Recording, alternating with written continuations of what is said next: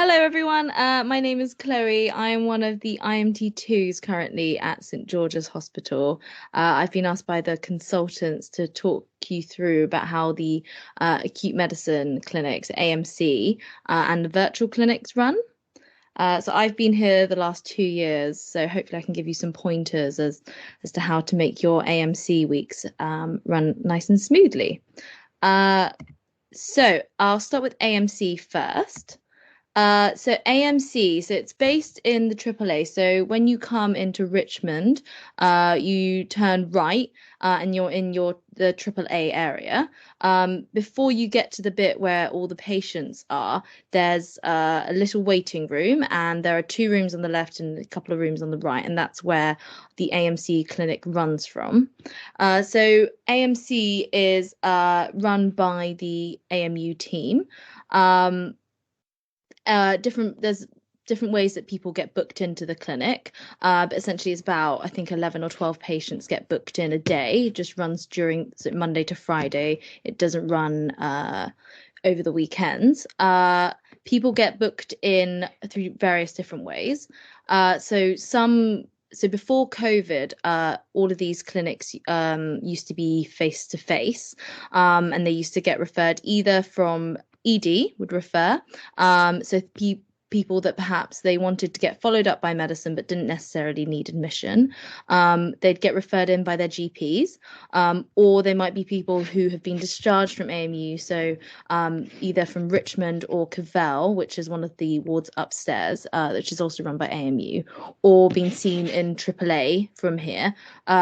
Seen during the day and then they wanted them to come back in a few days' time, or they've been seen in AMC clinic and they've been followed up. So there's quite a few different routes. Generally, it's quite acute things. So ED would want them seen in the next few days. Referrals from the GP would come in the next few days. So this isn't a long stay clinic. This is acute medicine.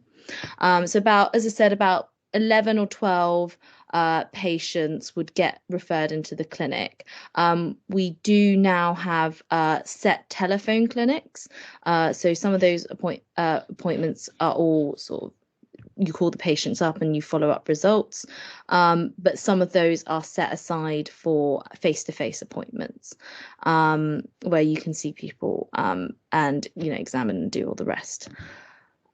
With how the patients are split up. So we try and have about 50% over the phone, and we try to have about 50% face to face, and about half of those clinic slots are reserved for A&E to book directly into, and about half of them are for our follow-ups, so either AMC follow-ups or discharges from Richmond or Cavell or AAA.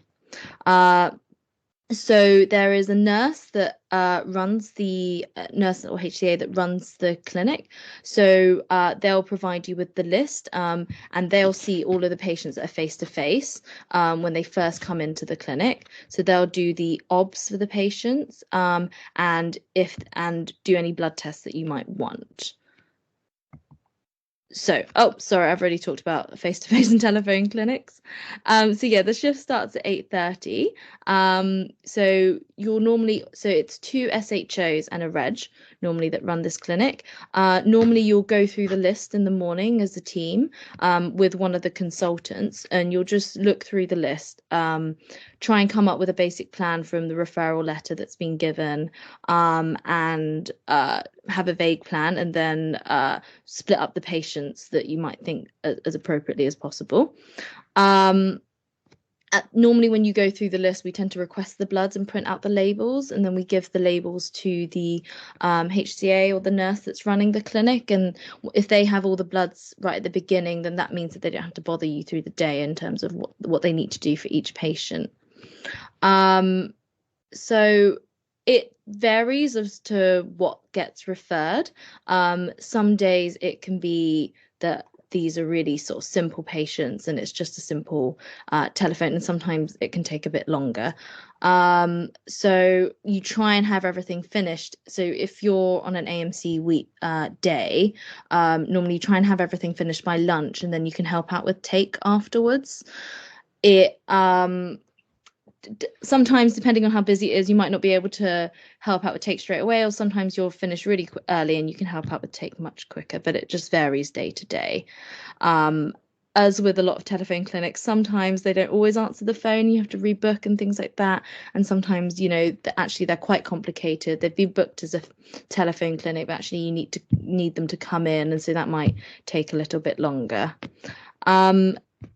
So that's all I can say about how AMC works. We do the letter. So what I find helpful is if you write a short summary on iClip, because it's a lot easier sort of for follow-up to look at iClip to see what's happened in AMC, but actually how the letters get written to the GP and get given to the patient, that's done on Merlin. So we don't really use that anymore, because we write our discharge summaries in a different way now on iClip. But I thought I would just run through how to do a letter on Merlin. So I should say, so this is through EPR. So if you click when you get onto iClip, on the top right, normally there's a link that goes to EPR, which is the electronic patient records. You can see like the old discharge letters and the old clinic letters on there. But if you click one of the drop-down boxes when you first search for a patient will be Merlin. So if you click Merlin, you'll get through to this screen. And then sometimes there's some so you'll get onto the screen and it either says click here to select appropriate inpatient episode for your discharge summary, or here to continue. So if you clicked here to continue, then it should get you through to this page. If you click on this Merlin icon here, then it will take you through to this page. You click on this box and it has a drop-down menu. Click AMU assessment letter, and it comes up with this very old school style form. Basically, you have to fill out all the pages, all the boxes on here. It has a very strange comorbidities list, which doesn't include many relevant comorbidities, but it will tell you which ones to fill out. And if you haven't filled them all out, then it will alert you. Once you filled out all the boxes, and so you put your history here, your examination here, and your management, you have to say what sort of follow-up you want. Then you'll have to click a button that says save and print. If you save and print that, then the system, because it's a very old system, is very slow, unfortunately. But if you wait a little while, it will say it's saved, and then it will automatically copy onto EPR. If you click save and print, then it will come up with a new screen and you can print the letter from there. So all patients should get, if they're face-to-face, should get a letter, should go home with a letter once they have a plan from AMC. If they're telephone clinic, then we send them out a letter and then the receptionist will sort that out. The other thing is, so sorry, I should say before we talk about how to book patients into AMC. So every patient who is face-to-face will have a form that's like a paper form for each person. It will say what the outcome is, so whether you've discharged them from the clinic, so they don't have anything left to do, whether they need to come back, or whether they need to be referred to virtual clinics. So if you fill out that box and then for every patient give it to the receptionist, then they can organise all the follow-up for you. So in terms of actually how to book onto AMC, there's a paper form.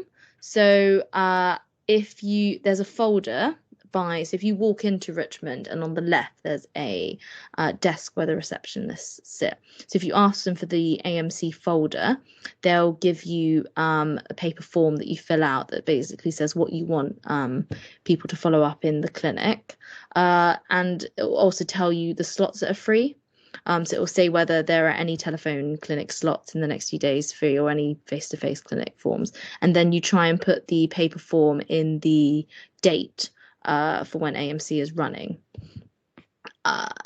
And so I think, yes, I think that's it that I can think about for AMC. I will be here next year, and I've done lots of AMC clinics. So my name is Chloe Doan. So feel free to email me if you have any specific questions. But a lot of it is just learning on the day, and it's a very variable clinic.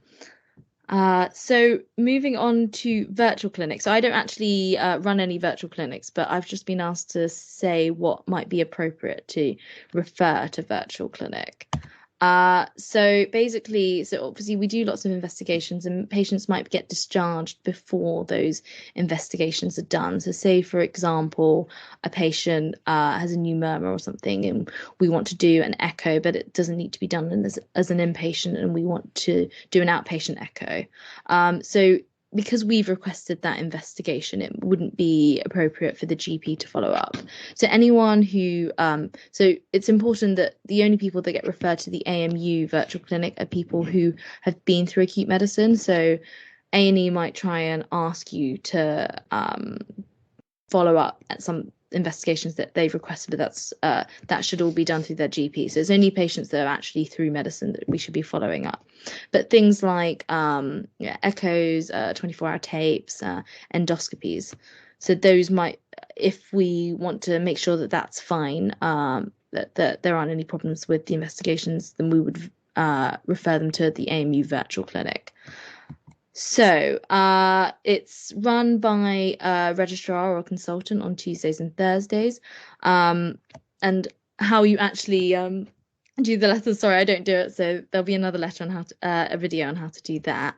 But essentially, if you've requested an outpatient investigation for someone in AMU, then if you email AMU virtual clinic, make sure you do this virtual clinic. There are lots of different virtual clinics, but just make sure that you're emailing this address. If you email that, CC the consultant who is in charge of that patient, say what investigation needs to be followed, and just a brief summary of what's the patient's come in with. And then when that investigation is back, then the secretaries flag it up and then they put it onto a spreadsheet, and that's how it gets followed up. So make sure that any investigations that are requested are emailed through that, so no one sort of slips through the net. All right, I think that's it. Thank you very much for your time. Yes, and let me know if you've got any questions.